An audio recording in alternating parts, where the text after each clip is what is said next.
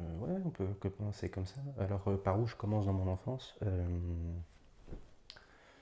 Bon, bah, je m'appelle Ariane, j'ai 27 ans, je suis une femme transgenre. Essaie de Euh, parler un peu plus fort. alors, oui, durant mon enfance, qu'est-ce que je peux dire? Alors, j'ai vécu la plus grande partie de ma vie à la campagne, euh, dans un petit village d'une cinquantaine d'habitants. Euh, Qu'est-ce qui t'intéresserait dans mon enfance? Peut-être que Un peu tout ce dont tu voudras parler, les trucs dont tu es fier, les trucs dont tu penses que c'est important de les mentionner. D'accord. Alors ben, forcément, les trucs importants, il y a mon rapport à la transidentité qui a commencé dès la petite enfance. La première fois que j'en ai parlé à mes parents, j'étais en maternelle. J'ai 5 frères et sœurs et malgré le fait que mes parents étaient à l'époque d'extrême droite, ils n'ont pas forcément mal pris la première fois que j'en ai parlé, puisque, comme je le disais, j'ai 5 frères et sœurs, et je pense que la question de pourquoi je suis pas une fille, pourquoi je suis pas un garçon, ces questions, tous les enfants les posent un jour à leurs parents. Donc la première fois, mes parents l'ont bien pris. Le truc, c'est que j'ai continué à en parler plusieurs fois, et j'ai un souvenir très précis en fait du jour où j'en ai parlé la fois de trop, puisque mon père s'était mis pas mal en colère, et ma mère a eu très peur. Mais c'était pas la peur habituelle, c'était vraiment. D'habitude, j'ai du mal à percevoir les émotions chez les gens. Et c'est encore pire quand j'étais enfant, mais là, il y avait vraiment une inquiétude réelle sur son visage et ça me marque encore aujourd'hui. Ce qui est assez drôle, si je puis dire, c'est que mes parents ne s'en souviennent pas du tout. Quand j'en aurais parlé récemment, une fois que j'ai fait mon coming out, euh, ils me disaient qu'ils ne se souvenaient pas forcément de ça. Euh, ce qui est drôle parce que moi, ça m'a marqué. Voilà, donc je pense que cet aspect-là est important puisque le sujet ici c'est en partie ma transidentité. Euh, donc je pense que je vais peut-être continuer de parler de ma vie par rapport à ma transidentité puis après je reviendrai en arrière pour Ouais, parler du reste. Euh, donc j'ai tué ça. En primaire, une dame, alors je ne sais pas si c'était une psychologue, une psychiatre, mais je me souviens que je l'ai vue, j'ai dû faire des dessins, des machins devant elle. Passer des tests et elle a demandé à mes parents s'il y avait déjà eu une suspicion d'Asperger dans la famille. Et je me rappelle que ce mot m'a marqué puisque ça me rappelait une boîte de jeux qu'il y avait à la télé, les jeux Ravensburger, ça m'a fait penser à ça. Euh, donc ça c'est la première fois que le mot Asperger a été prononcé par rapport à moi.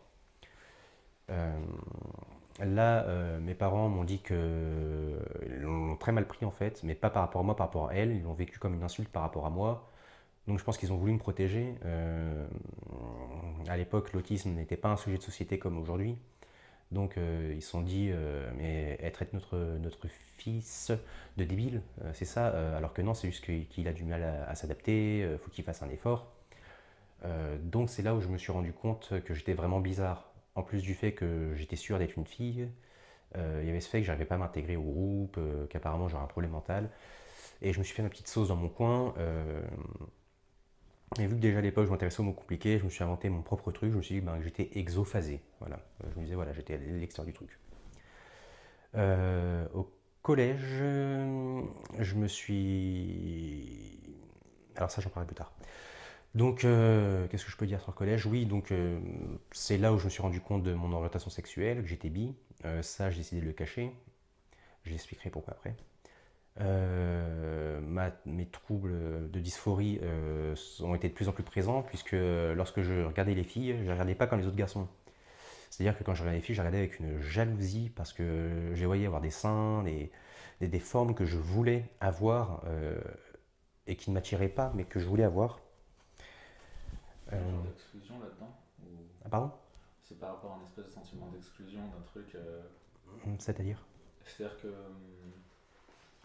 Est-ce que la jalousie, c'est comme de voir quelqu'un te dépasser dans la file? C'est ça, oui, c'est exactement Ouais, ça. c'est ça. C'est que tu as mis le mot, tu as mis le bon terme.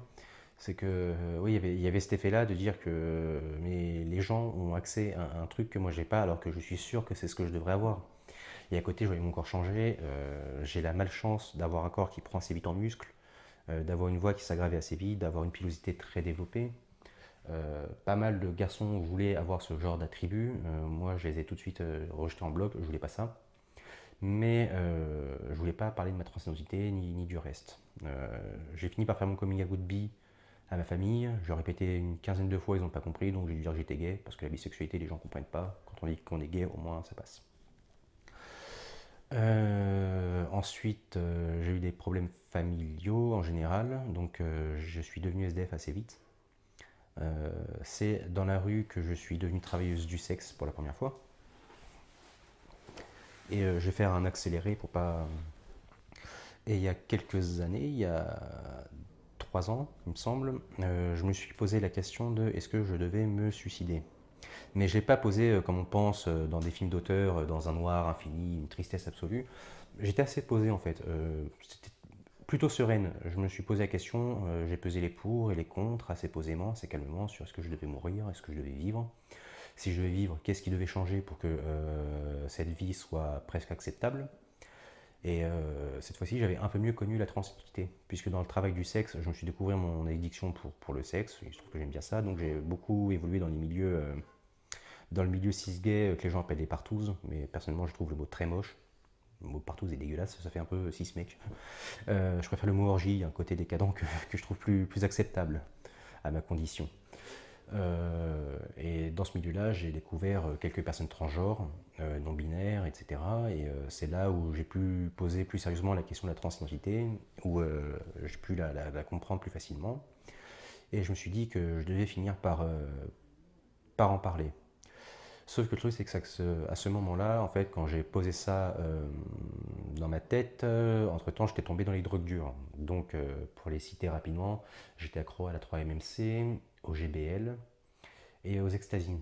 Ce sont ce qu'on appelle des chemsex, puisque ce sont des drogues qu'on prend dans la sexualité, puisque ça nous aide à socialiser différemment quand on est comme moi très timide, et le truc c'est qu'on tombe très vite accro. Et je pouvais pas gérer tous les problèmes à la fois, donc j'ai préféré laisser ma transidentité de côté pour l'appréhender quand je serais plus sereine par rapport à ça, puisque ben, je me suis renseigné sur la transition médicale, je me suis rendu compte que la prise de drogue pouvait tout simplement bloquer ma transition, donc je l'ai laissé un peu de côté, j'ai continué d'évoluer dans ces milieux. Puis en juin de cette année, de l'année dernière, donc en juin 2020, j'ai décidé de faire mon coming out trans à la communauté avec laquelle je relationnais.